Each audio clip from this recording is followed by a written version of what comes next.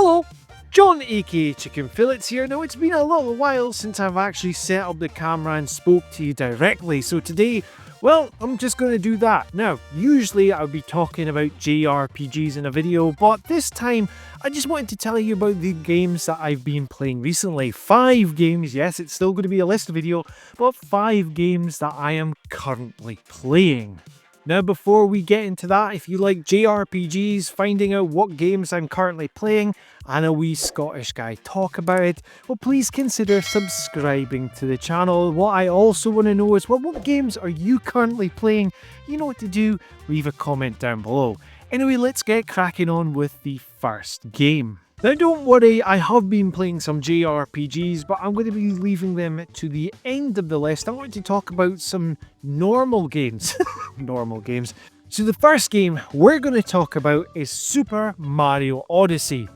Utter banger.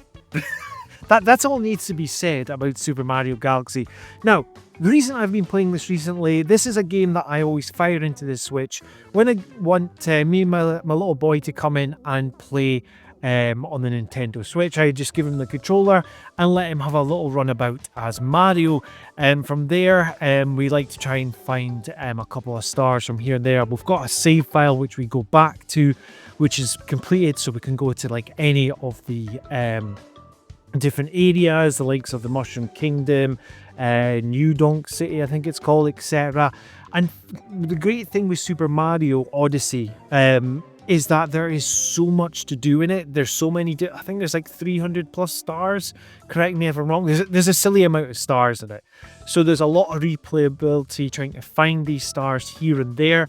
And generally, I mean, this is a game which I do go back to quite a lot just by myself as well. I restart the game and I go back to it because this right here is honestly, in my opinion, and let me know what your favorite Super Mario game is, but this is my favorite Super Mario title. The platforming is second to none. There's like no other platformers this tight, in my opinion. But with Super Mario Odyssey as well, well, what are your thoughts about it? Let me know in the comments down below. Now, another Nintendo Switch title I've been playing is actually a collection, but I'm going to class it as one game because it falls under a collection. So I have the Sega Mega Drive collection game. This has the likes of Sonic 1, Sonic 2, Ristar. But the game that I have been playing, and no, it's not Phantasy Star, it's actually Dr. Robotniks' Mean Bean Machine. So yeah, what Dr. Robotniks' Mean Bean Machine really realistically is, if you've not played this, well, it's Sonic related, it's Puyo Puyo. From time to time I like to just play little puzzlers likes of Puyo Puyo, Tetris, etc. Just because, you know, you don't need to be playing JRPGs every single minute of the day. There's not really much else I can say about this title because it's just Puyo Puyo. It's just got the... Well, actually, it's themed around Sonic, the Adventures of Sonic the Hedgehog, which I absolutely love that. The cutaway there was I was trying to actually find my box set that I've got for it. I've got the original DVD box set for that cartoon series. And they're also, kind of going off topic, I've got the Sonic Saturday AM series. Did anyone watch that as well? Oh, I want to go back and watch these. But yeah, Dr. Robotnik's Mean Bean Machine. Now, another Switch game that I've been playing off and on. Now, a lot of people have been actually revisiting this game, and you'll be seeing loads of videos online about a certain update which has come out, and that is actually for the Grand Theft Auto, the trilogy game. This has the original Grand Theft Auto 3, Vice City, and Grand Theft Auto San Andreas. So what this update was, essentially Rockstar just came in and just revamped it pretty much from the ground up. It is closer to what the original games used to be, with obviously the quality of life features which were intended to be in the game overall. So I got the update installed so I could try it out because, I mean, let's put it this way, I didn't mind the remaster, well, the Definitive Edition when it first came out. I remember playing Grand Theft Auto San Andreas and completing that, but yeah, it did have its faults. It did look like someone just essentially, if we tried to remake the game in Unreal Engine 4, you know how you see these sort of tech demos and that. But what Rockstar have essentially come and done is it basically looks like the original games. They've updated the skies to look more like the classic game. Just there's so much big revamps, and apparently there's even more. And testing it out as well, it is night and day. I went back to San Andreas and played a couple of missions on it, and yeah, you can see the utter difference in the original and the remaster. Why am I calling it the remaster? You know what I mean? If you have played the Grand Theft Auto Definitive Edition since it has been updated, what are your thoughts about it? You know what to do. Now, before we get on to the final two games, and don't worry, I'm going to be talking about JRPGs. If you like what you're seeing on the channel, well, please help me grow it by liking, sharing, and subscribing. Thank you. So, a game which I'm currently playing on my Steam Deck is I finally got my hands on the Legend of Heroes Trails Through Daybreak. So, this is currently, at the time of recording, the latest Trails entry to be released in the West, and we are now in Calvard. We're playing as Van Arkride, and you know what? I'm really enjoying it. I'm on chapter 2. I've got about 18 to 20 hours gameplay thus far. I really am liking the combat mechanics compared to what the previous games, the likes of Trails from Zero, for example, even the latest release before that, which was Reverie in the West. So I am enjoying it. Now, I'll be honest with you. Now, if you're a Trails fan, you're probably going to not like this one. So I was kind of hesitant for getting Daybreak, okay? Now, the reason for this is I was really disappointed by Reverie, okay? Now, Reverie itself, the story beats are really good, but I found the pacing to just be diabolical. What I mean by this is that Reverie hallway, which just, it takes you out, and you have to do these Reverie hallway stuff before the missions carry on. Now, I can already hear folk going, well, hold on, we had similar missions with this in the likes of Cold Steel, where you go through the school underground area, which, yeah, I understand, but this felt it just was taking you out of it. There was no sort of like, I don't know, I just really didn't like it.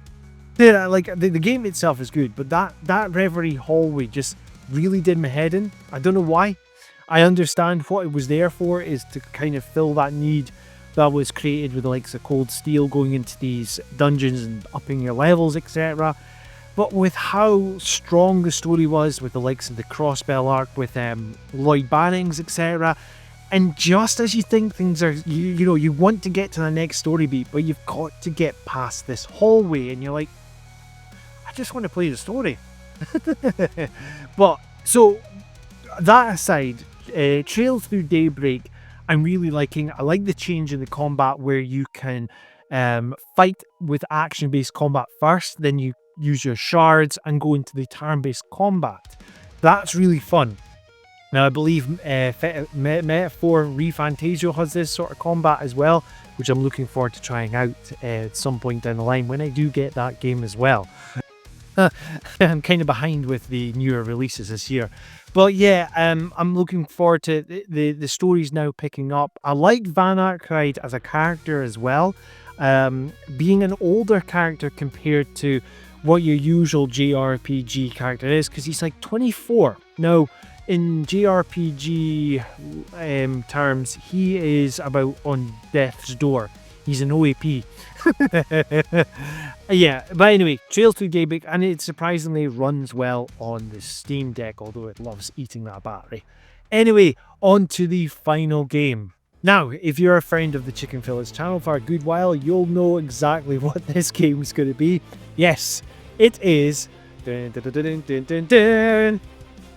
Final Fantasy VII Rebirth. Okay, right. So, I am replaying Final Fantasy VII Rebirth on the PlayStation 5. I am doing a second playthrough where I'm actually going through every region and 100%ing every region. So, I've currently just left Gongaga, although I need to go back to it. I wanted to just get to a story point in Cosmo Canyon, and I wanted to revisit some of Gongaga. I have currently 100% of the areas for the Grasslands, Junon, Corel, and I'm really enjoying this playthrough a lot more than I played the original playthrough, because I only just did a couple of side quests and then went straight on to the story beats. But this time round, I'm just loving every second of the side content with this. The likes of in Corel, for example, doing the side quest for Johnny and the hotel. That really is awesome. What happens afterwards? I'm trying not to spoil it for people. And just like you're finding out so much lore when you're scanning the Mako crystals and that, and these sort of things are really good and gives you sort of a sense of accomplishment with playing Rebirth. So I'm really happy that this is the case. Also, this time round, I am absolutely loving Queen's Blood. Like when I played my first playthrough of Final Fantasy VII Rebirth, I kind of just wanted to get past the card game. Like it didn't click with me at first, but because I wanted to 100% each area, that part of that has got Queen's Blood linked to it, and it's so much fun, man. It's just like, it is one of the best card games in a Final Fantasy game since Triple Triad. You know, and Triple Triad is probably one of the best card games in a video game in general. And just, I'm finding fights, I mean, because obviously I've played the game before, but I'm finding my strategies are better this time round, because I don't know if anyone had this sort of experience when playing Final Fantasy VII Rebirth for the first time. I thought it was a lot harder. And I realised why, because the game's trying to make you change out your characters all the time, because the ATB bars are a lot slower compared to Remake. But now I have a full grasp of what I'm doing. Yeah, I'm just loving every second of it. I can't wait to put even more hours, because I tell you what, I did a comparison as well. I got up to chapter 7 on my original playthrough in about 15 hours or so, looking at the save files. For me to get to the same point, I was like at 30 hours. So I'm like doubling, and I showed someone recently, I think it was one of the guys at band practice, my total of hours now showing on this game alone on my PlayStation Network account is 86 hours played. That's insane with all this. But yeah, Final Fantasy VII Rebirth is the game I'll probably be constantly replaying, with Final Fantasy VII Remake in the background as well. No shock to anyone there. So anyway, there we have it. 5 games that I have currently been playing. What games have you been playing? Let me know in the comments down below. Now, if you like what you're hearing and seeing on this channel, please help me grow it by liking, sharing and subscribing. And if you want to be kept up to date with everything Chicken Fillets, you know what to do, hit that notification bell. This has been John, aka Chicken Fillets, and until next time, tatty bye.